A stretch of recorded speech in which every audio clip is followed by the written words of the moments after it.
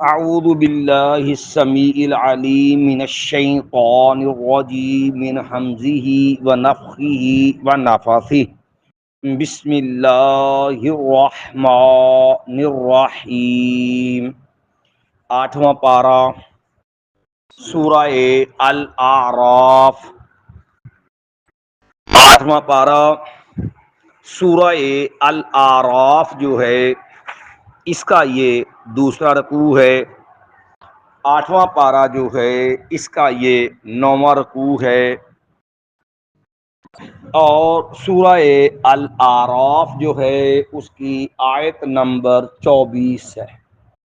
اس سے قبل کل جو آیت ہم نے پڑھی اس میں سیدنا آدم علیہ السلام کے حوالے سے جو لغزش خطا آدم علیہ السلام سے ہوئی اور اس پر ان کی توبہ قبول ہوئی، قرآن مجید نے توبہ کے وہ الفاظ بھی اس سے بتلائے اور ان الفاظ کے ذریعے آدم علیہ السلام کی توبہ قبول ہو گئی، اور اس کے اندر جو الفاظ تھے اس کے اندر جو مفاہیم یا مسائل تھے وہ ساتھ کل ہم نے ذکر کیے۔ آج جو آیات ہیں ان آیات میں اللہ رب العالمین نے آدم علیہ السلام اور ابلیس سب کو پھر زمین پہ بھیج دیا۔ اب یہاں پہ آنے کے بعد پھر اللہ تعالیٰ نے جو دیگر احکام دیے ان کا تذکرہ ہے۔ ٹھیک ہے جی، مایا قال اہبطوا، اس نے کہا اہبطوا، تم اتر جاؤ، بعضکم لبعض عدو، تمہارا بعض کا دشمن ہوگا۔ اس کے دو مفہوم ہیں، ایک یہ ہے کہ شیاطین جنات اور انسان ان میں دشمنی ہوگی، یہ تو ایک مسلمہ حقیقت ہے جو پیچھے ہم نے پڑھ لی کہ یہ شیطان ابلیس اس کے ساتھ جو ہے اللہ نے کہا یہ تمہارا دشمن بنا کر رکھا، اس کی ضروریت سے بھی لڑائی دشمنی ہوگی۔ ایک معنی یہ بھی ہے بعضکم لبعض عدو، کہ اولاد آدم انسان آپس کے اندر ایک دوسرے کے دشمن ہوں گے، یہ بھی آپس کے اندر دشمنیاں رکھیں گے، لڑائیاں کریں گے، اور یہ بات بھی اپنی جگہ مسلم ہے۔ جیسے رسول اللہ صلی اللہ علیہ وسلم نے فرمایا میں نے اپنے اللہ سے 3 دعائیں کی، میری 2 دعائیں میرے رب نے قبول کر لی، میری تیسری دعا میرے رب نے قبول نہیں کی۔ میں نے دعا کی تھی اللہ میری قوم یکبارگی عذاب سے ہلاک نہ کرنا، اللہ نے میری یہ دعا قبول کر لی۔ میں نے کہا تھا اللہ میری قوم کے اوپر کسی کو مسلط نہ کرنا کہ یہ بنی اسرائیلی جیسے نا ساری غلام بن گئی، اللہ اس طرح میری قوم پہ مسلط ہو جائے یا اللہ اس سے میری قوم کو بچا لے، میری وہ دعا بھی قبول ہو گئی۔ میں نے کہا تھا اللہ کہ تیسری دعا بھی یہ آپس میں لڑے نہ، تو نبی علیہ السلام نے فرمایا اللہ کی طرف سے میری اس دعا کی قبولیت نہیں ہوئی، تو یہ چیز بھی اس معنی میں ٹھیک ہے۔ اب یہاں پر ایک بات سمجھنے والی ہے، وہ یہ ہے کہ ایک عقیدے کا مسئلہ ہے کہ اللہ تعالیٰ نے کہا اہبطوا، تم اتر جاؤ۔ اب اللہ تعالیٰ نے جو الفاظ بولے، اللہ تعالیٰ نے جو کہا اس کی آواز بھی تھی، اللہ تعالیٰ نے جو فرمایا اس کے الفاظ بھی تھے، اور آدم علیہ السلام نے سنا بھی اور اس کے مطابق عمل بھی کیا۔ اللہ تعالیٰ جو کچھ فرشتوں کو حکم دیتا ہے اس کی آواز بھی ہوتی ہے اور وہ سنتے بھی ہیں۔ یہ بات کہنے کی ضرورت کیوں محسوس ہوئی کہ اللہ تعالیٰ کا کلام کرنا برحق ہے۔ دیکھو قرآن میں وَكَلَّمَ اللَّهُ مُوسَىٰ تَكْلِيمًا، اللہ تعالیٰ نے موسیٰ علیہ السلام سے ہم کلام ہوئے۔ آپ دیکھو نا جگہ سے موسیٰ علیہ السلام کو آواز آئی انی انا ربک، میں تیرا رب ہوں، آواز بھی ہے اور اس کے الفاظ بھی ہیں، سارا کچھ بن گیا، بڑا کلیئر مسئلہ ہے۔ لیکن جب فلسفے کی کتابوں کے ترجمے ہوئے نا، اور عباسی دور تھا یہ، تو فلسفے کی کتابوں کے ترجمے ہوئے تو یہی عقل اور فلسفے کے مسائل مسلمانوں میں بھی سرایت کر گئے، اور اسی کا نتیجہ ہوا کہ پھر اللہ تعالیٰ کی ذات کو بھی فلسفیانہ رنگ میں جو ہے وہ پہ جو ہے دیکھنا شروع کر دیا لوگوں نے۔ نتیجہ کیا نکلا؟ اس قرآن کے کلام اللہ ہونے کا لوگوں نے انکار کر دیا کہ یہ اللہ کا کلام ہے۔ یعنی کیوں کہتے جی اللہ سر طرح بول سکتا ہی نہیں، اللہ تعالیٰ کی نہ آواز ہوتی ہے نہ اللہ کے الفاظ ہوتے ہیں، یعنی گویا کہ دوسرے لفظوں میں اگر عام سادی زبان مانا کرے تو معاذ اللہ گونگا ہے، نہ رب کی کلمات، کیونکہ آواز ہوگی تمہاری آواز ہوتی ہے، الفاظ ہے تمہارے الفاظ ہیں، وہ ان چکروں کے اندر امام احمد بن حنبل کے سامنے کھڑے ہوئے تھے، تو کہنے کی ضرورت ہے کہ اب یہ بات کہنے کی نوبت کیوں پیش آ گئی؟ بڑے افسوس سے یہ کہنا پڑتا ہے جس بات پہ 16 سال کوڑے کھائے ہیں امام احمد بن حنبل نے کہ قرآن کلام اللہ، اور ان چیزوں پہ مار کھائی، آج بھی کئی مدارس میں بعض فرقوں میں عقیدے میں یہی سبق پڑھایا جاتا ہے کہ اللہ تعالیٰ کا جو اللہ تعالیٰ کا جو کلام کرتا ہے، نہ اللہ کے الفاظ ہوتے ہیں، نہ اللہ تعالیٰ کی آواز ہوتی ہے۔ آج بھی اسلام کے نام پہ وہی فلسفیانہ موش گافیاں اور وہی کفر آج بھی لوگوں کے اندر اسی طرح موجود ہے۔ بہت سارے فرقے تم آیا قال اہبطوا، اللہ نے کہا تم اتر جاؤ، بعضکم لبعض عدو، تمہارا بعض بعض کے دشمن ہوگا۔ پھر وہاں پر اللہ نے کچھ اور بھی احکام دیے جس کا ذکر سورہ بقرہ میں فَإِمَّا يَأْتِيَنَّكُم مِّنِّي هُدًى کہ تمہارے پاس میری طرف سے ہدایت آئے گی، فَمَن تَبِعَ هُدَايَ فَلَا خَوْفٌ عَلَيْهِمْ وَلَا هُمْ يَحْزَنُونَ، جو میری ہدایت کو مانے گا دنیا بھی اس کی کامیاب، آخرت بھی کامیاب، نہ اسے دنیا چھوڑنے کا غم ہوگا، نہ اسے رب کے آگے خوف ہوگا۔ ساتھ ہی یہی پیغام دیا، یہ دنیا میں جو تمہیں بھیجا جا رہا ہے، یہ دنیا جو ہے یہ خیال رکھنا یہ وقتی عارضی چیز ہے۔ وَلَكُمْ، اور تمہارے لیے، فِي الْأَرْضِ، زمین میں، مستقر، ٹھہرنے کی جگہ ہے، جہاں تم نے سکونت اختیار کرنی ہے، یہاں تم نے رہنا ہے، لیکن ساتھ ہی فرمایا میں متاع الی حین، اور یہ جو ہے کچھ سامان ہے، کچھ فائدہ اٹھانا ہے، کچھ ساز و سامان ہے ایک وقت تک، یہ ہمیشہ کا گھر نہیں ہے۔ یعنی کہ پہلے جب انسان نے اول آدم علیہ السلام کو زمین پہ بھیجا، اسی وقت سے یہ فلسفہ سمجھا دیا کہ دنیا کی زندگی وقتی عارضی ہے، بہرحال تم نے اس کو چھوڑنا۔ قال، اس اللہ نے فرمایا، فیہا تحیون، اس دنیا کے اندر تمہارے اوپر کتنے مرحلے آئیں گے؟ 3 چیزیں آئیں گی۔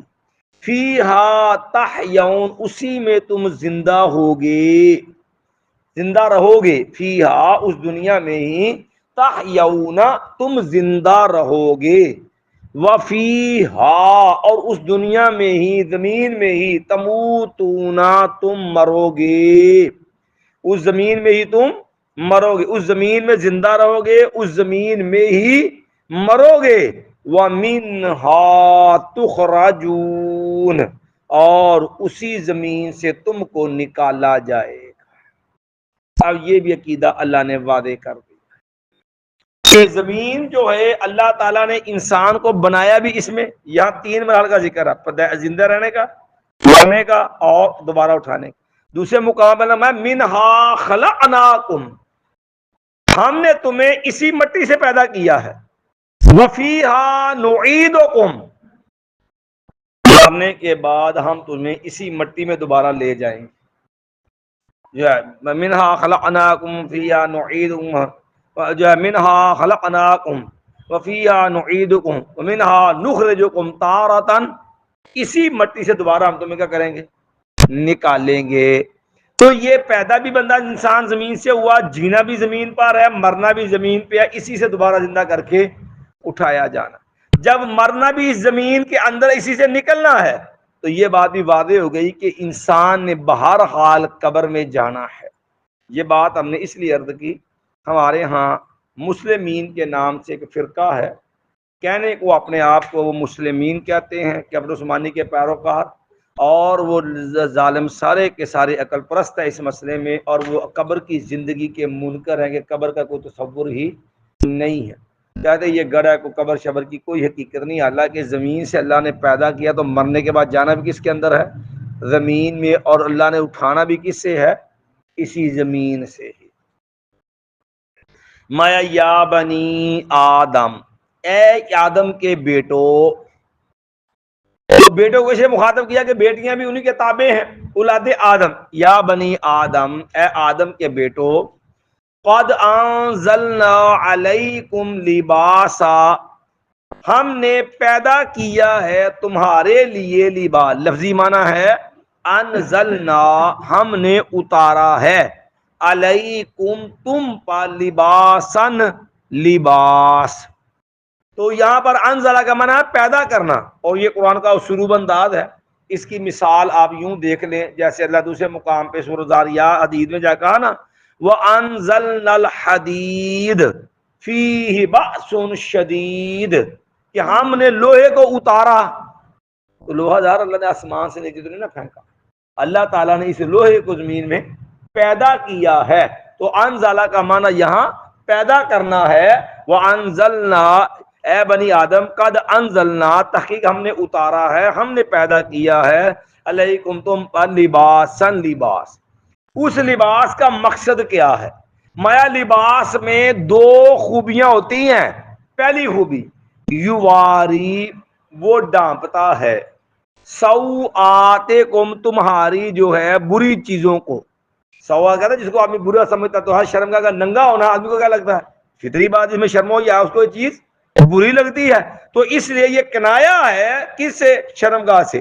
مایا یواری، تو وہ جو ہے وہ لباس وہ ڈھانپتا ہے، سوآتکم تمہاری شرم گاہوں کو، وریشن، اور وہ لباس جو ہے وہ خوبصورتی بھی ہے۔ تو معلوم ہے لباس جو ایسا ہونا چاہیے جس میں دو خوبیاں ہوں، نمبر ایک وہ ساتر ہو، جسم کو ڈھانپنے والا ہو، نمبر دو اس میں زینت خوبصورتی ہونی چاہیے۔ تو اس لیے یہ قرآن کی آیت میں بھی لباس کا مقصد بیان کر دیا۔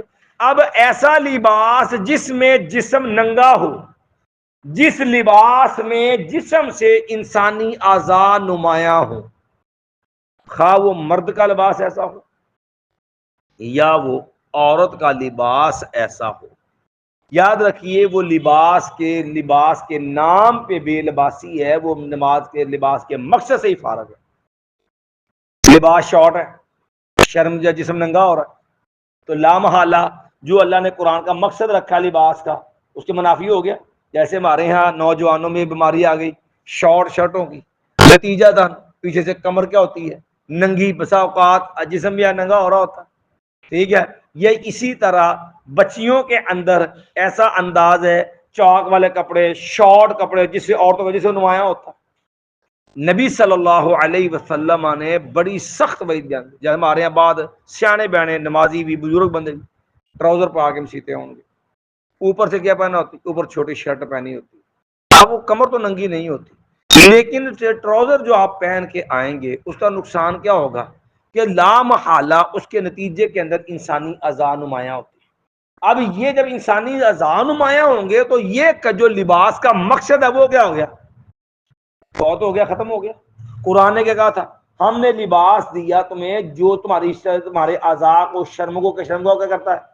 ڈھانپتا ہے۔ اس لیے جو لباس جو ہے جس میں شرم کا نمایاں ہو، جس کے اندر انسانی اعضاء نمایاں ہو، وہ لباس حقیقت میں وہ لباس نہیں ہے۔ اس لیے رسول اللہ صلی اللہ علیہ وسلم نے بڑی سخت وعید بیان کی ہے ایسے لباس پر جس جسم کو نمایاں کرے۔ رسول اللہ صلی اللہ علیہ وسلم صحیح مسلم کی حدیث آپ نے فرمایا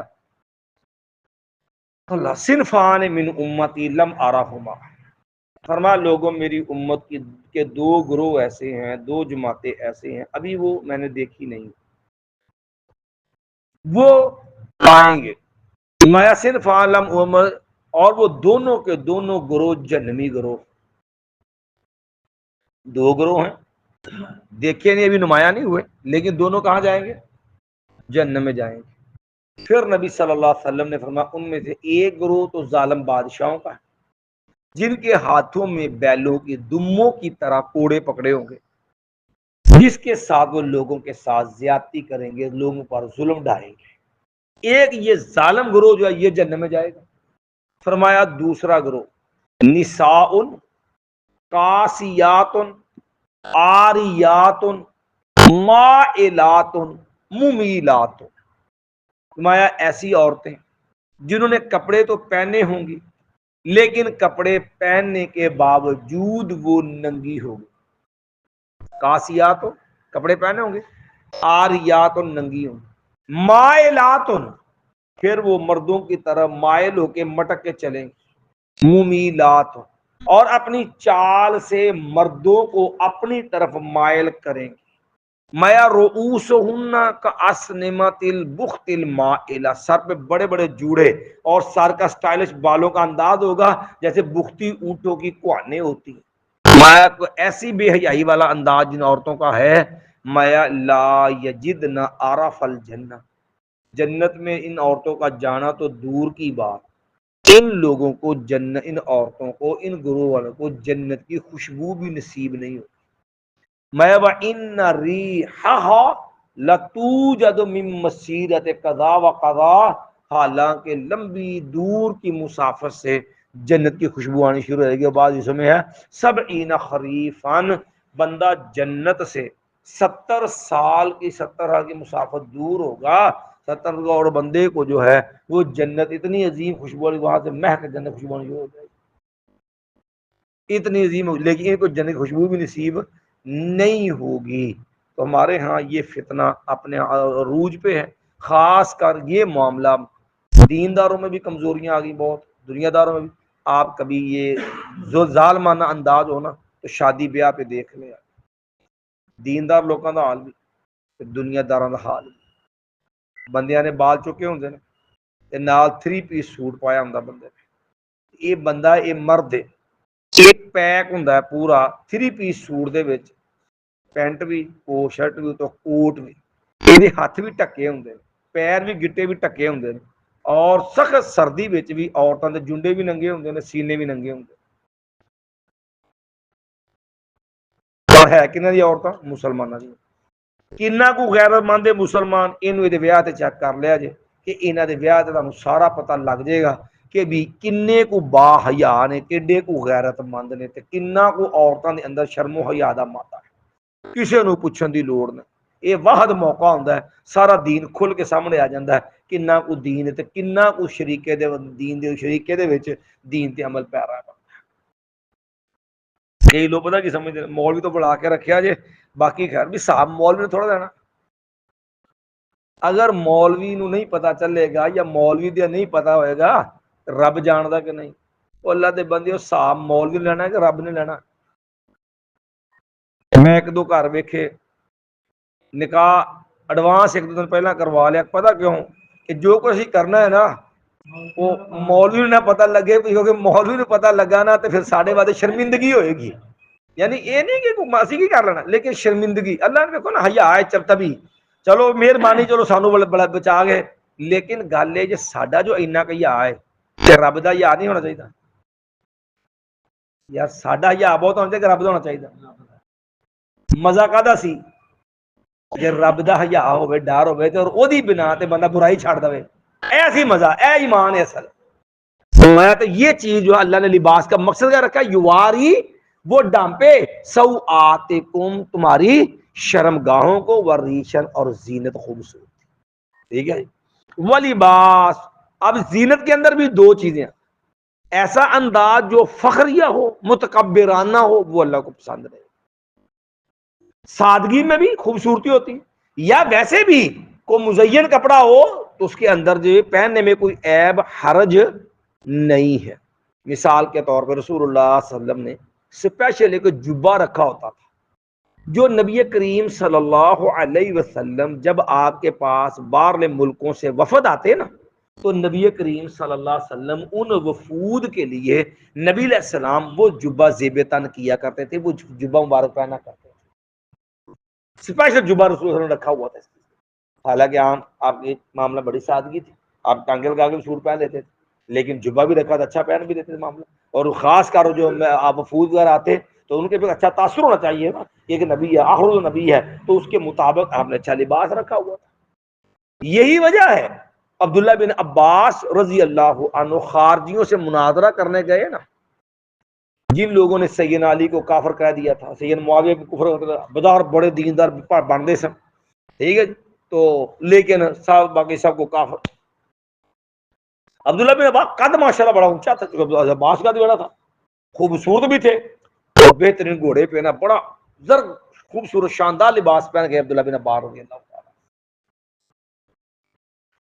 اللہ اکبر، وہ خارجیوں کو برداشت نہ ہویا تک پتہ لگے ایڈا مہنگا سوٹ پاؤں کی لوڑ، اسراف نہیں ہے؟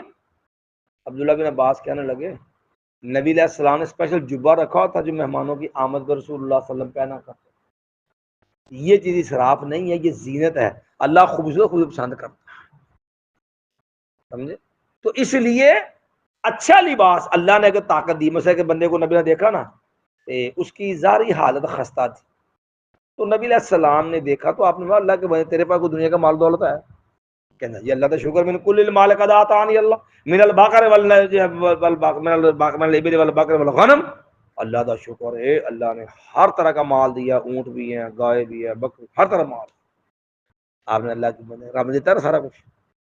اللہ تعالیٰ یہ بھی پسند کرتا ہے کہ اس کی نعمت کے اثرات بھی تیرے اوپر نظر آئیں، اپنی حالت بھی سنوارو، تو صاف ستھرا لباس کو عمدہ لباس پہن، یہ ہوتی بھی ماں باپ لوگوں میں معاملہ تے اللہ نے چنگا ستھرا لنگ کھلا کھاندے، لیکن رہن کے گندیلے دے گندیلے ہی، نہ کدی نے چج نہ منہ دھونا تے نہ کوئی چج دے کپڑے پاؤنے ساری زندگی، پتہ نہیں بس پلاٹ لے لو، دکان لے لو، فلانی شے لے لو، ساری زندگی نہ چاہیدا کھانا تے نہ چاہیدا پاؤنا ہے، تیرا ایتھے ہی جانا آپ کا ٹر جانا۔ تو میں وریشن، اور وہ لباس کیا ہونا چاہیے؟ خوبصورتی ہونی چاہیے۔ وَلِبَاسُ التَّقْوَىٰ ذَٰلِکَ خَيْرٌ، اور پرہیزگاری والا لباس جو ہے وہ سب سے بہترین اور سب سے عمدہ ہے۔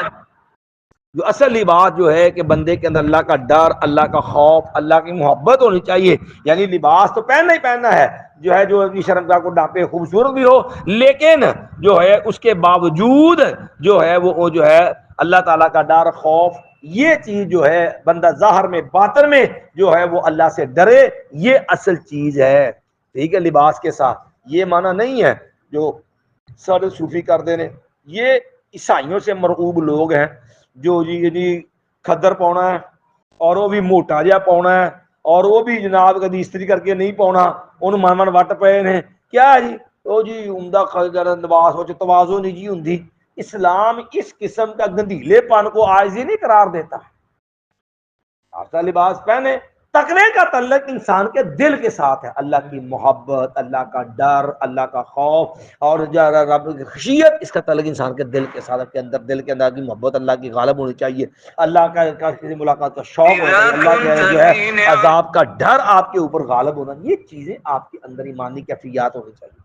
وَلِبَاسُ التَّقْوَىٰ ذَٰلِکَ خَيْرٌ، اور پرہیزگاری والا لباس زیادہ عمدہ شریعت کے مطابق ہونا چاہیے، ڈھیلا ڈالا ہونا چاہیے، خوبصورت ہونا چاہیے، مردوں کا معاملہ مردوں کی وجہ قطع کے مطابق، عورتوں والا لباس عورتوں کی وجہ قطع کے مطابق ہونا چاہیے۔ ذَٰلِکَ خَيْرٌ، یہ زیادہ بہتر ہے، ذَٰلِکَ مِنْ آیاتِ اللہ، یہ اللہ کی نشانیوں میں سے ہے، لَعَلَّهُمْ يَذَّكَّرُونَ، تاکہ وہ نصیحت حاصل کرے۔ ایک بار پھر ترجمہ دہرا لیں۔